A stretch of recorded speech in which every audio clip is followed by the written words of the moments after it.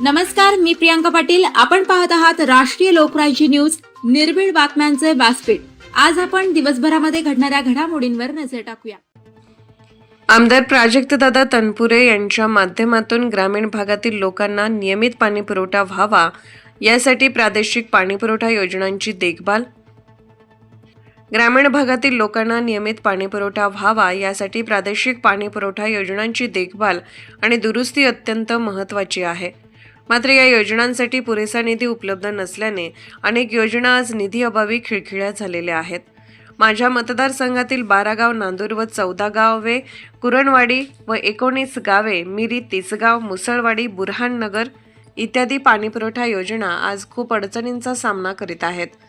या गंभीर प्रश्नाकडे शासनाचे लक्ष वेधण्यासाठी मी लक्षवेधी सूचनेच्या माध्यमातून सभागृहात हा मुद्दा मांडला. पूर्वी वीज बिल भरल्यानंतर 50% परतावा मिळत असल्यामुळे योजनांची देखभाल खर्च भागवणे शक्य होत होते.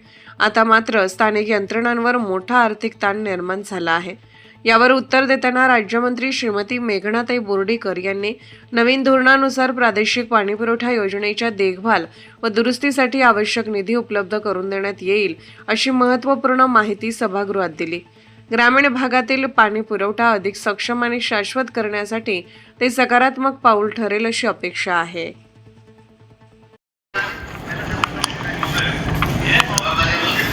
सभापती महोदय, खरं या ज्या प्रादेशिक पाणी पुरवठा योजना आहेत मुक्ताईनगर यांचा मुक्ताईनगरची जरी असली तरी हा जो इन्सिडेंट झालेला आहे याचा खोलात जर आपण गेलो सभापती महोदय, तर सर्वच प्रादेशिक पाणी पुरवठा योजना ह्या ज्या ऑपरेट करतात त्यांना पुरेसा निधी नसतो. म्हणजे जी काय वीज बिलाची वसुली होते त्यातनं त्यांना खर्च भागवावा लागतो. प्रॅक्टिकली राज्यात तुरळक असतील पण जवळपास मी माझ्या राहुरी विधानसभा क्षेत्रामध्ये ज्या ज्या योजना आहेत सगळ्या खिळखिळ्या झालेल्या आहेत. पूर्वी आपण काहीतरी वीज बिल भरल्यावरती 50% परतावा द्यायचो, त्यातनं काहीतरी त्यांचे ऑपरेशन तरी चालायचे.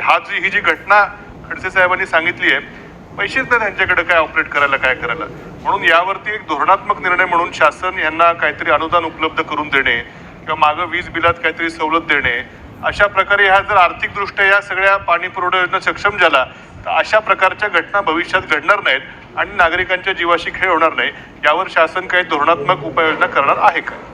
सभापती महोदय, अशा प्रकारच्या घटना यापुढे होऊ नयेत यासाठी जलशुद्धीकरण केंद्राच्या भोवती कायमस्वरूपी तारकुंपण करण्यात येणार आहे. त्याचबरोबर सर्व जे काही मॅनहोल्स आहेत ते बंद करण्यात येणार आहेत आणि त्याची नियमित तपासणी करण्याच्या सूचना दिलेल्या. CCTV सुद्धा त्या ठिकाणी लावण्यात येणार आहे. आणि आपण जे सांगितलं की देखभाल दुरुस्तीसाठी मेंटेनन्ससाठी या ठिकाणी पैसे नसतात, त्यामुळे अनेक अशा ज्या प्रादेशिक पाणीपुरवठा योजना आहेत त्या अत्यंत वाईट अवस्थेमध्ये आहेत.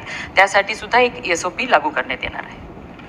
सन्माननीय सदस्यांनी जे ऑपरेशन अँड मेंटेनन्सच्या बद्दल या ठिकाणी विचारलं, त्याच्यावरती सुद्धा एक नवीन पॉलिसी 2026ची आपण धोरण आखलेलं आहे आणि त्यामध्ये ह्या सगळ्या गोष्टींचा विचार करण्यात आलेला आहे. त्या धोरणानुसार आपल्याला ऑपरेशन अँड मेंटेनन्ससाठी निधी उपलब्ध करून देण्यात येईल. राहुरी प्रतिनिधी उमेश बाचकर. ताज्या बातम्यांसाठी आणि अपडेट्ससाठी राष्ट्रीय लोकराज्य न्यूज चॅनलला सबस्क्राईब करा, तसेच लाईक आणि शेअरही करा.